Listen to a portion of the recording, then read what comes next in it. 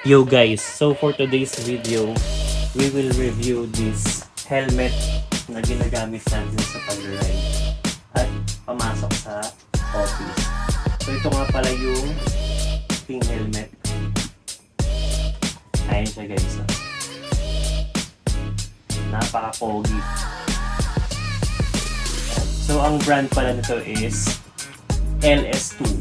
So quick info lang guys, si LS2 is nasa top 2 ng most affordable helmet brand in the world. Okay, so top 2 siya. Ang top 1 is HJC. So kung napapansin ninyo, color white yung color na pinili ko kasi mas pansin siya sa daan.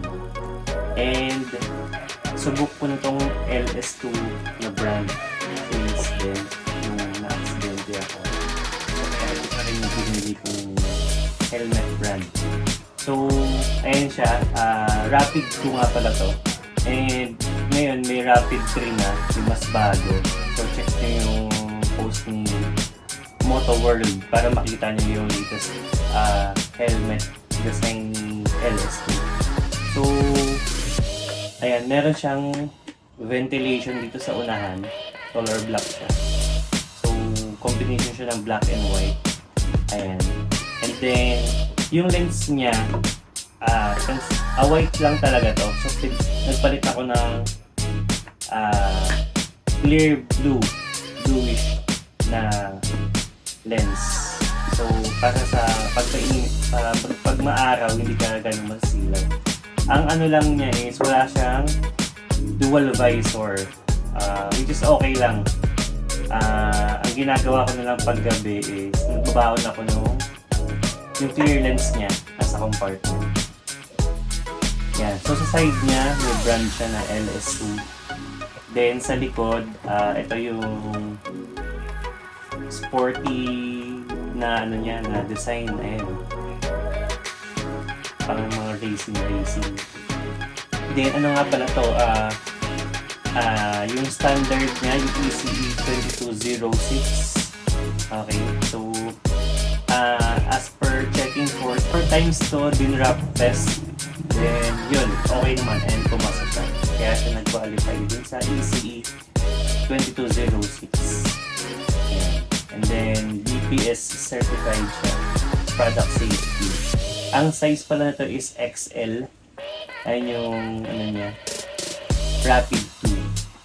Ayan. Sa side na to, sa kabila, ayun yung brand niya. Then, sa taas, meron din siyang dalawang ventilation. Ayan. Okay, nai-slide yan. Ayan. Then, sa ilalim, ayan siya guys. Maganda na rin yung strap niya, yung lock. Ayan. Napakadali lang yan. And then pin lock ready to. Okay. And then yung pads niya is washable. So madali lang siya tanggalin. Okay. And then ito, madali lang din siya tanggalin. Itong lens niya. So kailangan nyo lang siyang i-push dito. And then tanggal. So yun. Meron din siyang ganito.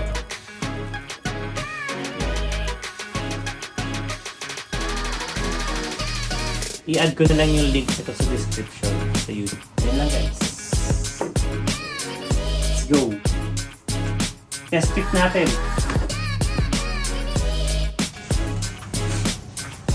Ngayon guys, i-testing natin siya kung gaano siya kaas. So, ang suot pala natin balak rubber is right hip.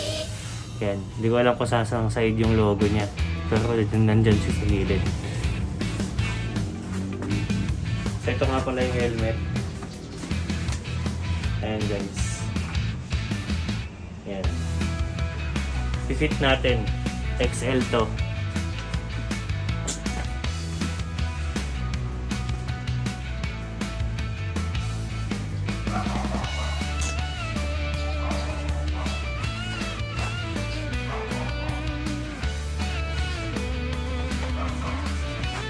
Ayan siya guys.